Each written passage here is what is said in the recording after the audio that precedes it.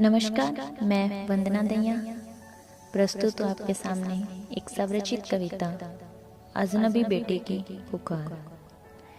मैंने मेरी कविता में एक माँ और उसकी अजनबी बेटे के बीच वार्तालाप को दर्शाने का प्रयत्न किया है। पंक्तियाँ समर्पित करती हूँ। लाडो गर्भ में जो कह रही है तुम्हें भी बताऊंगी। लाडो गर्भ में जो कह रही है तुम्हें भी बताऊंगी। दर्द दिल एक बेटी का तुम सबको सुनाऊंगी। हैवानों की शिकार होकर ये तड़प तड़प कर मर रही है। ये देख हालात मेरी लाडो जन्म लेने से डर रही है। एक अजनबी बेटी अपनी माँ से कुछ इस प्रकार कह रही है कि माँ सुनो तुम्हारी अजनबी बेटी तुमसे कुछ कहना चाहती है। मरवा दे मुझे गर्भ में तेरी लाडो ऐसे हैवानों के बीच ना रहना चाहती है। माँ, आज फिर किसी बेटी के साथ अत्याचार हुआ।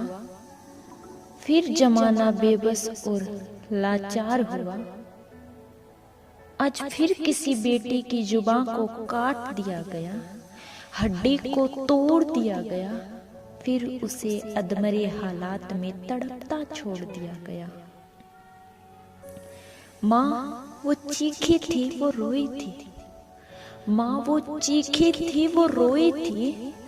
सुनने कोई ना आया था, साथ घूम रहा था उसके, बस मौत का साया था। कोई मदद करो, कोई मदद करो, कोई मदद करो, कोई मदद करो। अंधेरी रात में चिल्ला रही थी, मैं लक्ष्मी हूँ, मैं बेटी हूँ किसी आंगन की। शोर भरे माहौल में खामोशी से बता रही थी। माँ पहले तू तेरी मर्जी से भ्रूण हत्या करवाती थी, लेकिन मैं जन्म लेना चाहती थी। माँ इस बार हालात बदल गए। माँ इस बार हालात बदल गए। माँ मार देना मुझे जन्म से पहले, इतना दर्द तो नहीं होगा। फिर कोई तड़पाएगा मुझे, फिर कोई रुलाएगा मुझे, फिर कोई तड़पाएगा मुझे, फिर कोई रुलाएगा मुझे। मेरी मर्जी के खिलाफ मेरे जिस्म से हिलता कोई मर्द तो नहीं होगा। माँ मार देना जन्म से पहले, इतना दर्द तो नहीं होगा। और फिर जमाने वाले माँ फिर जमाने वाले मुझ पर ही इल्जाम लगाएंगे।